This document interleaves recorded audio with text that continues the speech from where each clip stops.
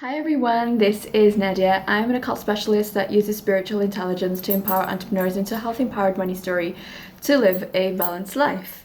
Today, in the three-part series of hashtag Sparty Self-Care, we are going to be looking at how to make friends with the spirit of money.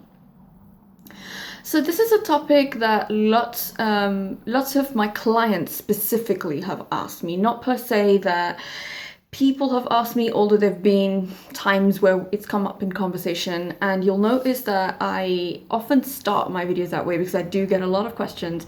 Some of them are actual request topics, some of them are more, oh, it'd be really good if you covered a video on that. So I often think of, well, like what's the major thing that people have always asked me about, and then I go and talk about it. So making friends with the spirit of money means that you have to understand the polarities of money, and polarities are always the north and the south of something.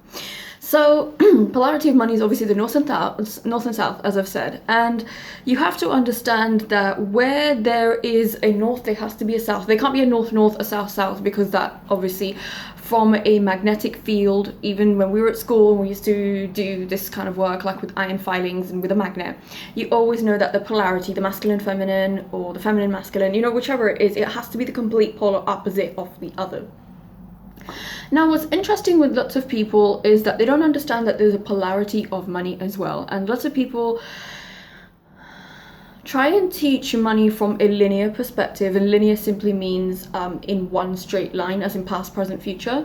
But time is not linear, money isn't linear, love isn't linear, and nothing per se is linear. It's just we have the illusion that it's linear. So what does this mean? So there are lots of people in this world who fall into the polarity of not understanding what they actually require money for. So number one, you have, imagine there's two people, okay? There's person X and person Y, or Mr. X mixed Mr. Y. Let's put it that way. Let's assume it's that way. So we've got two men, and we've got, both of them are very successful with money. And we dig a little deeper, like that's always my job with people, always trying to dig underneath to figure out what's going on. And so Mr. X feels quite satiated with his money, he's not always trying to accumulate possessions, he's not always trying to accumulate things, he's not trying to show himself off to people. Mr. Y is the complete opposite, and I've spoken about it many times, almost like his showing off his material wealth is vulgar, it's gaudy, you need to know everything he's eating, where he's going, what he's doing. Now, what's the difference between these two men? For instance, maybe they both made the same amount of money.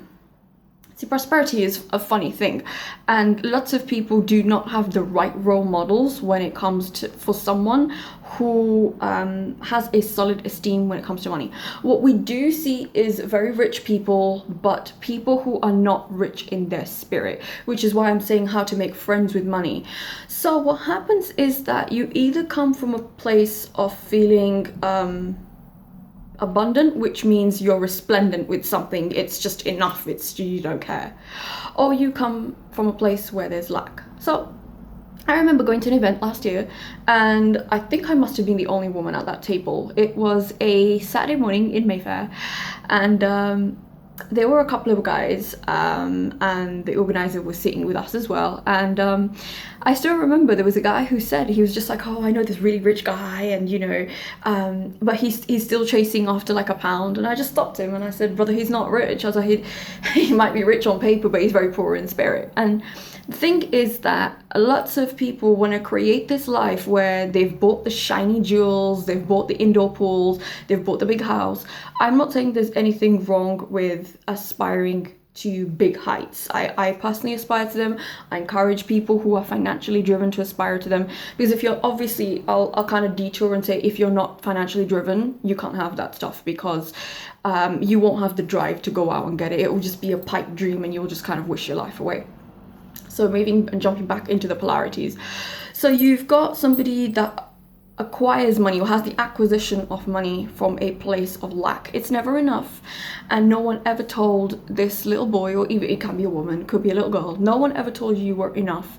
No one ever validated you. No one ever celebrated you, basically. So what happens is you're accumulating all these possessions essentially to get to a point where you want people to say, oh look, validate me, approve me, tell me I'm worth something, tell me I'm special, tell me I'm loved, tell me I'm a great person, tell me, because I'm obviously starving for it. My parents never gave it to me. I came from a very difficult background. My family never told me they loved me. They never cared about me. And really this stuff goes deep. People think, oh, it doesn't matter. That's where the root cause of most people's low self-worth and insecurities from. A family that's abused them, a family that never cared about them, parents that were never there, or the worst guilt trip was, oh, if I had more, I'd give you. Well, you clearly didn't think it was important to give it to your children, so it's not there. Simple as that. You know, I don't say things that make me sound popular. I say things that are the truth. And, you know, the truth, as I've said in one of my previous videos, is neither polite nor is it convenient. People don't like hearing it because they don't like their illusions shattered and they don't like their ego, the status quo, being questioned. So they've got all these like shiny things that they adorn themselves with, shiny things. Oh, look, I can buy all these rich, fancy, designer, expensive labels, blah, blah. That person's poor in spirit. The person doesn't need designer labels. They don't need, or they need love. They need someone who sits with them and says, I don't care, I just love you. Or they need real friends. They need people who are willing to check them. People, you know, if you're not growing with your friends, why are they in your life? I always say, if you're not growing with that person, why are they still there? Because for me, I mean, that's how I see friendship, as someone who's an Aquarius woman. I'm an Aquarius sun, born middle of February. I'm born in the 11th house, and the 11th house is friendship. So for me, friendship means a lot to me. It means a lot. And if I'm not growing with somebody, if somebody has a stagnant mentality, I don't want that person in my life, because I'm not going anywhere with that person. It's not because they're a bad person, there's anything wrong. And this is tying into the spirit of money as well, basically, because you need to sit with your friends and brainstorm ideas. Your friends need to help you. They need to be pushing you upwards. I don't think I have a single friend who hasn't helped me, and I don't think there's been a single friend in my life who I have not helped with something. That's, I mean, whether they are in London, in the country, abroad, it doesn't make a difference. Friendship is friendship. It doesn't have borders, okay? So when we go back to this lack, that's what we see predominantly in the world. So when people are not at a certain socioeconomic status, they're not successful, they think, oh, all rich people are greedy, they're mean, they're evil. Well, you know what's happened? That money has shown a really big torch when you look down at it on what their insecurities were. Money does not change people, it simply reveals more of what they already are. Let's put it that way. So because it's never enough, because they were never championed, they were never validated, they always equate the money in their bank account to what they're actually worthy of, which I'll try and explain why that happens. It's never enough. They're always chasing around after it. And the sad part in life is that whatever, we all know this, but not a lot of people put this into, I guess, practice. What you chase in life runs away, basically. It doesn't come as a surprise. So whatever you're chasing in life is always going to run from you. So when you chase things, people feel the desperation from you. You don't give them time. You don't let them breathe. You don't do anything. You're on their case 24/7. That's coming from a place of lack. When you need money, oh yeah, it's not going to come to you. That's just, it's a scarcity block is how I describe it. Like I have many versions of how I teach this. There's like beauty blocks. There's going to be a really cool new program I'm launching, which for women, it's about healing your beauty blocks after abuse, like how you end up feeling ugly and unworthy. So we'll clear all that out. And then it made me think of how many people have money blocks, how many people have love blocks, how many people have health blocks, spirituality blocks. You're blocked in the area. Basically, you cannot see yourself. You're invisible to yourself. Money should always come from the inside, and when you're coming from a place of fear, it's always it's greed, right? It doesn't matter what you've made, what you are making, it's never enough. No matter what you've done, the inside is just empty. And the problem is that I call it the inner hunger in one of the languages I speak. It's the inner hunger, which I guess in English would translate into greed, basically. It's just never enough, no matter what you've done. You can never stop and be grateful for what you've achieved, what you have. I'm not saying that you have to be so grateful in that like super false humility place where you don't aspire higher. But there comes a point where you can tell where no matter how much money someone's brought in, they're still poor. I have known a lot of people who have made probably far more money than I have, far more than it.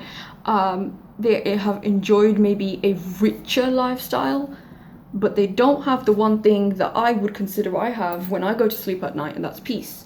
I'm not up at 3 a.m. thinking, oh, I need to go more, I need to go this, I need to do that. I'm at peace with myself, thinking, okay, well, I've been given the amount of value that I've put out there. I understand times are challenging for people. I'm not going to force people into anything. I just want to provide value. I want to be there for people. And that's coming from a place of I don't have fear that I won't make it. I don't have fear that I'm living in lack. I don't have fear that people won't want me. I give, I had an amazing mentor who once just said, you don't give to live, you live to give. That's the thing. And I enjoy giving to people. Being a clairsentient psychic, being an empath, I really enjoy giving to people, but I don't give to the wrong people. I don't give to the ungrateful. I don't give to people who don't value what it is. I don't give to people who don't understand what Spartanite is. I give to people who see the beauty in what I do, see the value in what I do, and those who truly want me to help them help themselves. Because I always explain it like people think that money is something in the polarity where money it equals possessions, money equals what you have, money equals the things you can flex on other people and shit on them because now you have it and they don't, because they bullied you for not having it. Okay, there was the video I made not too long ago. It was an esteem video where I was driving, and I spoke about my own experience about esteem, that when I used to feel comfortable in my confidence, but I had zero esteem. And you never quite realize how important esteem was when it comes to money. So then that's the first person, that's the first individual, that's the first man I've spoken about.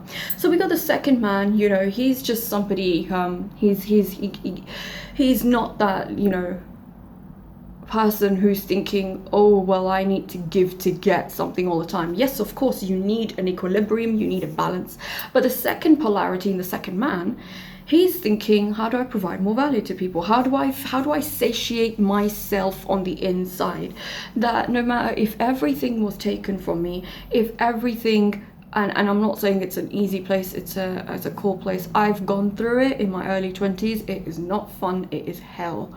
And one of the first things that I learned in that experience was that people are generally nicer to you when you have money. That's just a sad story of life. A sad story of life is that people equate money with value, which to a degree is correct, to a degree is not correct, and I'll go a bit deeper into it. So one of the hardest things that I had to learn through experience was how horrible people are to you when you don't have money. And at least that was my experience. Now, I'm not saying everybody that was that way to me. I had some really nice people who were compassionate, who understood my situation, and who actually helped me. They didn't help me by giving me freebies. They helped me by keeping me accountable and said, well, if you want to grow into an X amount of woman, we're going to have to stretch you. So I'm going to hold this space. I have a guy that mentors me still today, on and off, and he always says, I'm not listening to your bullshit or your excuses, and I don't have the tendency to give him a lot of them. I don't even have the tendency to give myself a lot of them. So he said, I have to hold that space open. There was a level I wanted to reach in my life, and he said, well, with the way you're going, you're not going to get there. Sorry, but you're going to have to dream a bit bigger. And he was honest with me. And because I am comfortable, because I've done the work inside from a money perspective, I wouldn't consider myself a money coach. I am not I'm not what people would think, the traditional money coach thing. Oh, you have to track all your money, which I do. There's nothing wrong with it. I track it and I'm happy and I talk to my money and I always thank him and her for being there for me. But what's the most important thing is having that the inner relationship with your esteem, your prosperity, your abundance, and your wealth consciousness. You know, how do I put this in a smart way? That your money is not dependent on your wealth consciousness. Your wealth consciousness is dependent on the money. So I'll try and explain this in a way that makes sense to people. So lots of people think that they need to be at a certain level before they can have wealth consciousness. It's like people when they say, oh, I'll give when I have it. Well, give what you have. I was doing this exercise with one of my friends, and I said, I want you to save X amount of money. Like, I want you to put it aside, maybe not save it. And she said, I don't have that. And I said, okay, half of that, don't have that either. Okay, that's fine. Quarter of that, no. Okay, that's fine. Anything, just even a penny a day, I don't care. It's not per se it's not the money per se, it's the principle behind it, okay? The first person who has money blocks inside, real money blocks, the person who's not comfortable with feeling successful, they have imposter syndrome and they know it, and that's the reason they're trying to fit into high society. They're trying to fit into people who don't even want them there because they don't belong. They haven't done the internal work. You know, we have to pray for the brother, he's broken. You know, we have to pray for the sister, she's broken. That's the thing. We have to pray for those people to at least get some sort of clarity in life. You know, whenever I look at people with broken relationships with themselves, broken money stories, broken love stories, broken traumatized stories, I don't think those people are bad people. Once upon a time, I was very broken and traumatized myself. I don't think per se there was anything wrong with me, although I used to think there was. I was just a product of my environment. I was a product of a very rough upbringing there wasn't anybody there to help me. My parents couldn't have been there for me even if they wanted to be there for me. I didn't have a family that loved me, took care of me. Nothing. It was a complete opposite. I've seen a lot in my life. So I really had to find the right advice. In essence, what I was really looking for was guidance. I was really looking for parenting, really, truly, when I really dig into it. I remember that one of the first things that helped me create a very powerful and strong money story was taking care of my emotions. So if we go back to Mr. X over here, or was it Mr. Y? I can't remember. So just Mr. X. And Mr. X has, you know, the hot girlfriend, or the hot wife, the trophy wife, whatever you call it. He lives in a nice area. He wears designer clothes. All that is nice, but all that is what his ego wants. All that is the stuff he's lying to himself with. When Mr. X really has to sit alone and think about, what friends do I have? Do they help me? Do they love me? What kind of people are reaching out to me? Do they tell me that they care about me? Are they helping me? Am I pushing people away because I don't feel worthy of real genuine intimacy, real genuine friendship? There are some really difficult things I had to go through as well. Like, I would ask myself, like, why have I done this, or was there any reason? And there's some really bad decisions I've made. You know, lots of people have this inclination of saying there's no right or wrong decisions. Oh yes, there are. And when you make those wrong decisions, you suffer for those wrong decisions. That's why it's important. I was speaking to a client of mine who I have a very strong relationship with, and you know, he's a great man, and I said to him that in life, if we always think of the king, you know, the king always has a visor, always has a person that is a person that advises them basically all the time. So when a person advises you and they are giving you good counsel, they are like a consigliere, as what I would have called myself years ago. And it does have mafia connotations, not because I'm part of that world, but because I admire how the mob boss always has a consigliere, his right-hand man, a man who's his eyes and ears, a man who gives him advice, a man who shows him the right way, or in today's world, it would be mentoring, basically. And good mentors are very hard to find, because lots of people can just say, they can slap a price and say, well, this is what I can give you. But in essence, can they really help you understand yourself? Because life and money, I'm going to go back to this thing of spirit of money, right? In order to have that healthy relationship with money, in order to understand that spirit of money, You can't come from a place of lack all the time. You can't come from, oh my God, this is my last money. If I spend it, nothing's going to be there. Just give, give, give, give. Give not to a point of stupidity. Money will punish you. That's one of the rules of prosperity I always teach. There is an audio class in the store. I'll throw it in the link below. And one of the most important things I learned with money is don't give it stupidly. Like, even if people present me things, I'm just like, I look at it, because money will punish me. It will make me feel bad if I gave money on emotion. I don't give money on emotions. I logically sit and think about things. I see the value in them and then move from there. So let's move over to Mr. Y. So Mr. Y may have been Mr. X. And let's be honest, a lot of us start with that, right? I still remember that when I was very broken and insecure on the inside, I was very vain. And I know that with experience, and I have compassion and empathy for people who go through it. And as most of you know, I am a former model. I used to model high fashion. I used to model editorial, some bridal as well. I appeared in some magazines as well. So I was very lauded for what I looked like constantly. Like, I was obviously a lot more slimmer than this. I was much younger. I had a lot of other things going on in my life. And I was lauded for how I looked. Like, men just come, wow, you look so beautiful, wow, you look this. But it was always, and you know what it is, it's because I didn't have any self-worth, I didn't have any protection, I didn't have any esteem. All the predators got in. So then what ended up happening, I ended up praying for my beauty to go away and leave me because I was abused for it. That's the same thing with money. If you don't have a healthy relationship with money, you will have the tendency to abuse it the way you abuse yourself.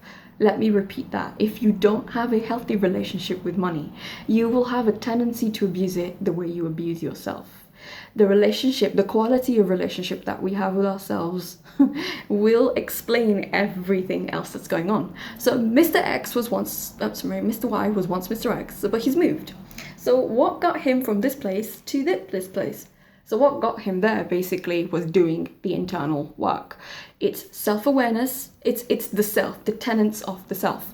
Self-awareness, self-respect, self-value, self-esteem, self-love, whatever else you want to call it, So, it comes really down to self-awareness, because when you're aware of everything in yourself, you can esteem yourself, you can value yourself, you can love yourself, you can respect yourself, you can honor yourself, you can revere yourself. So there's self-honor, self-reveration as well. Everything is about the self. And traditional religion teaches you to honor others. It teaches you to give to others first, apart from giving to yourself. Left hand teaches you to give to yourself first. I have a balance of both, so I practice left hand and I also practice my religion. I'm born in a Muslim family, and I have both. And I have the equilibrium of both, meaning that I know how to be very ruthlessly selfish for myself when I need to be, which is healthy selfishness. And then I know how to give to people and have the balance, because if I keep too much for myself, that's not good. If I give too much, it's not good either. So it's kind of like the scale keeps going up and down, essentially. Okay, so creating this healthy relationship for yourself with money is basically having the understanding that money has a spirit. And if you know how to talk to that spirit, it will always be in your life. What do I mean by that? It goes back to the abuse thing I was talking about. If you know how to respect yourself, if you know that money is always available, if you know what you're doing with money, if someone has taught you the correct ways of handling money, money becomes almost like a bit of a joke for you, because it's a bit like, yeah, it's just as simple as having lunch. What's going on? It's because people are programmed into an invisible money prison, a prison that tells them that having money is evil, horrible, and people use it for wrong purposes, which I'm not going to be lying to people. Yes, lots of people do that. Money is a tool of control for a lot of people. It was a tool of control for my own family. I saw it. I broke away from it. It was financial abuse, and I had no interest in being financially abused by anybody, even if I was related to them. So I created a very healthy money story for myself, where I thought, you know what, I want to be honored by money. I want to be in honor of money, so that when I receive it from clients, when I receive it as gifts, it doesn't feel like this awkward thing in my life. It just feels natural. I want to be able to give people the space and time to say, is Spartanite the right thing for them or not? Because a lot of people, what they're trying to do is they create a product or a service, and they go out and they're desperately trying to find customers and clients, and that's really not how it works. for me, I always know that if a person chooses my work, they've not chosen my work per se, they've chosen to invest in themselves. And it's not investing in me, it's not per se even giving me the money, it's the investment of self. And that's how I see it. When I pay people large amounts of money, I always say I haven't given them the money. In essence, I've given myself the freedom to see a bigger world for myself. Because you can't expect to receive X amount of money if you've never paid it to someone. And having that healthy money story is crucial, because then you're not seeking the validation. Like Mr. X is constantly seeking the validation. Tell me I'm something, tell me I'm loved, tell me you value me, tell me you revere me, tell me something, because I never heard it as a little boy. Please tell me you love me. And it is sad that there are so many little boys and little girls, broken little children in grown bodies. And understanding people's story and really just coming from a place of love and of honor and integrity, and understanding that the things and the foundations that we all missed out in childhood, we can give it to ourselves. We can reparent ourselves. We can find people who give us the light, the right way of doing things, so that we don't have to acquire money and then hoard it and then hold on to it and then be mean about it to other people and then use it as a tool of control to show people how above you are of them. Because if really that's what you're doing with money, that's not a healthy perspective of dealing with it. You know, this is the reason people find it so much of a struggle to be able to bring it in, because they see the models of what money has. And you know, in our society, we live in a narcissistic, sociopathic, psychopathic society where, of course, those individuals are moralless, they're soulless, they're empty, they're evil spirits, they're just going to use it for bad purposes. So the best way, I would always say, is that learn to create a healthy relationship with yourself. When you have a healthy relationship with yourself, you'll know how to deal with money, you'll know how to invite it in your life, and learn how to deal with your emotions, because money is a very emotional topic for a lot of people. It doesn't have to have emotions in it. I always say money is cut and dry. You don't have to have emotions around it. However, of course, because it is such a huge part of our fabric in life, there are going to be emotions attached to it. So remember, create the healthy relationship with yourself and you will have created it with money. All right, like, comment, share, subscribe. I hope to hear your comments in the section below about what you're currently doing to create a healthy relationship with money, what you can do. And always remember, when you're coming from a place of lack, you'll always be inclined to flex what you have, steal from other people, you know, show off what you do have and what you don't have, or whatever it is, because you want the validation that you are something, because deep down you don't feel like there's anything. All right, thanks so much for watching. Hope to catch you in the next round. Take care. Bye.